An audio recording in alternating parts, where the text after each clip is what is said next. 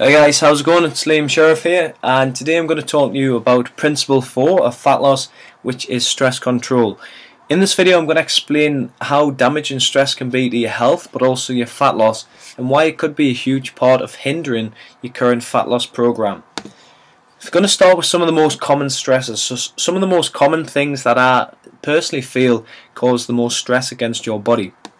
The first and most important thing for me is that people simply don't get enough sleep.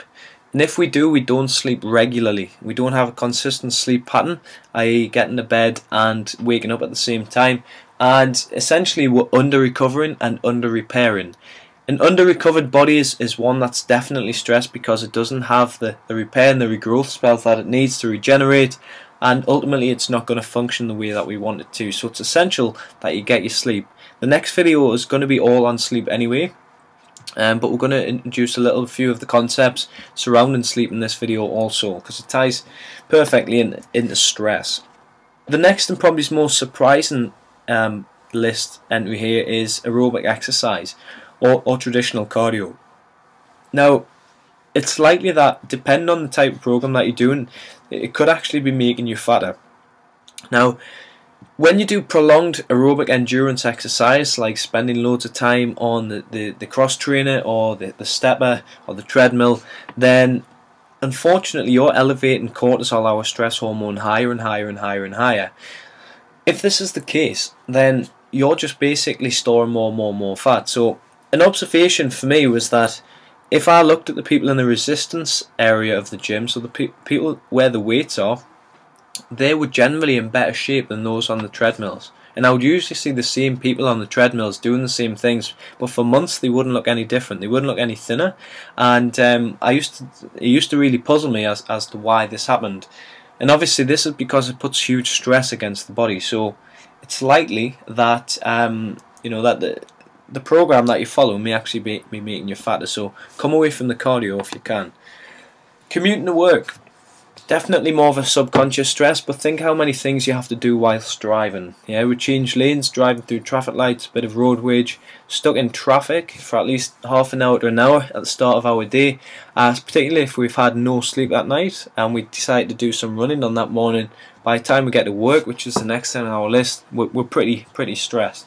We get to work in generally a job that we're not too keen on, with people that we aren't best friends with, generally speaking, and we get more stress because we get more jobs to do at work, we get deadlines, and there's a lot of stuff going on in the office, and basically your stress levels just keep going up and up and up.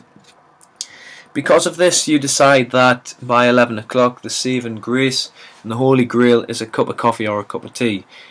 Unfortunately, relying on this kind of overstimulation permanently stresses your adrenal glands massively. So if you get things like energy fluctuations, then it's especially if you're a coffee drinker, then you need to find a way of coming off, because this puts huge stress on your adrenal glands, on your energy as well. So you're always going to need that stimulation if you always give your body it, basically. So try to limit your stimulation from energy drinks and caffeinated drinks where possible, but even sugar and things like that as well.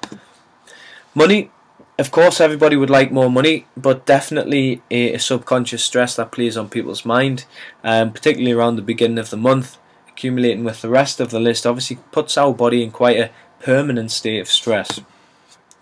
Dieting. Traditional and fad diets, apart from the fact that generally they don't work permanently, they put huge stress on our body. Removing a macronutrient group or removing a certain food from your diet that your body needs is definitely going to stress your body. Okay, so unfortunately most fad diets actually put huge stress against the body and basically prevent you from getting the permanent fat loss that you want. If we look back at that list, pretty much everybody can relate to at least maybe 4 or 5 aspects. Now, in today's world, we're generally more down here, okay? We're generally more stressed out than we are stressed. So people always say that they're stressed, and I always hear people say that they're stressed, but what they really mean is that they're stressed out because it's a continual, prolonged, chronic, elevated levels of stress. We never get that time just to relax and take a minute where actually we don't have any stress, because all of them modern day things are going on all the time. So Stress in itself, if you just had stress, that would be fine, because under stress, acute stress, you would produce a fight or flight response. And the easiest way I can give you an analogy for this is when we were cavemen in the Paleo era. Their only stress, or one of the few stress, apart from migrating and things like that, was where they would get the next meal from. Okay, whether they were hunting or whether they were being hunted.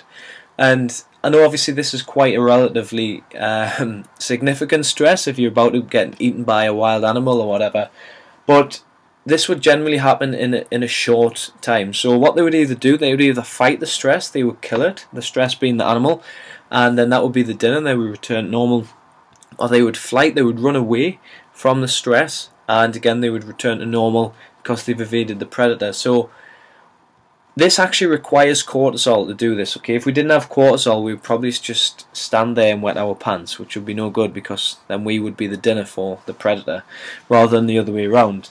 But without cortisol, we wouldn't be able to run, we certainly wouldn't be able to fight it. So it's essential that we have it under times of acute stress. And this is good. Acute short-term stress is good and it's healthy, because after we've returned normal, we can just relax and we can cope perfectly well and go back to our camp, if you like, if we were cavemen, and return to our normal daily duties. Unfortunately, today, like we say, most of us, because we get up in the morning, we rush around trying to get kids ready for school, stuff like that.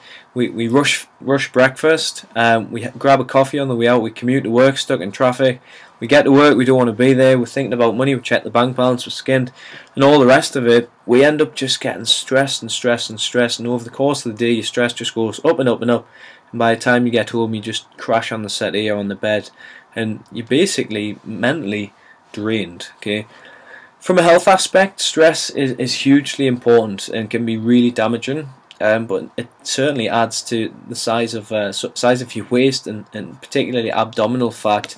You'll accumulate a lot around there if you're highly stressed. So cortisol is our primary stress hormone. It is actually essential for survival, and as we discussed, without it the fight or flight response wouldn't happen and we'd be in big trouble. Cortisol is secreted in every response to stress, so whenever there's a stressor incurred, cortisol is secreted by the adrenal gland. Unfortunately, prolonged elevated increased levels of cortisol equal increased belly fat. There's been so much research and studies done to show that systemically people with higher levels of cortisol generally have increased levels of belly fat. So if you want to get them abs out, really need to get cortisol under control. And if you are exposed to cortisol over a prolonged period, i.e. all day every day like most of us are, then this can be catabolic to muscle tissue and cause a breakdown in some of the bodily functions that are essential. Naturally, this is going to hinder your fat loss, because muscle is the only tissue that actually burns calories and maintains the metabolism. So the less you have, the worse, basically the less efficient your metabolic rate is, and the more fat you're going to store.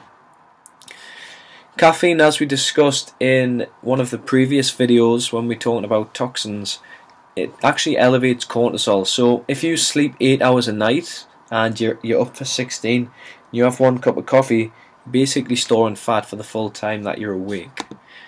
So I mean, cortisol generally is good because we need it, but for most of us, definitely for the better part, it's actually bad. Okay, so we need to understand a little bit about it. We need to know how to control it. At one time, cortisol used to look like this, and this would be the normal 24-hour rhythm of cortisol cycle, and this is cortisol here in the red. And as you can see, we used to get up with the sun, used to be stimulated by the light, and we used to wake up, and we used to go to sleep, or we used to sort of relax and rest with the sun as well. So in the morning, it's fine for cortisol to be high, because we need it to get up and go in the morning. We need to get out of bed, we need to do our daily activities. This should probably be kind of like hunting and gathering up until about midday. Then we'll probably take the afternoon off and just relax. Unfortunately, none of us can do that anymore. But as you can see, over the course of the day, it just gets lower and lower and lower, until melatonin, which is our sleep, growth and repair hormone, would come and take over and basically let your body relax and sleep well at night, whereas cortisol's at its lowest point. Unfortunately though, today we look more like this. Cortisol's high in the morning, which is fine, but instead of starting to tail off, it gets higher again because we've got to work and we've got more jobs to do. After dinner, we've checked our bank balance and realised we've got no money, so we're more stressed. 3 o'clock comes, we need to rush around picking the kids up, and we're more stressed, and then we're making 23 teas for all the kids as friends and things like that, and we're trying to train ourselves and we're more stressed. It's not until about 10 o'clock at night we decide to relax, but we're definitely not going to go to sleep then because there's Geordie Shore on the telly or something like that, and we don't get to sleep till midnight. So as you can see, it's cut quite a massive amount into your physical and psychological repair. So come wake up time, you feel pretty rubbish. So my 3 steps to success with stress. Step 1, avoid where you can. It's best to take out a pen and paper and just literally write down all the things that stress you in your life at the moment. Write down why they stress you. Why is it that this particular event, this particular problem, or this particular person stresses you?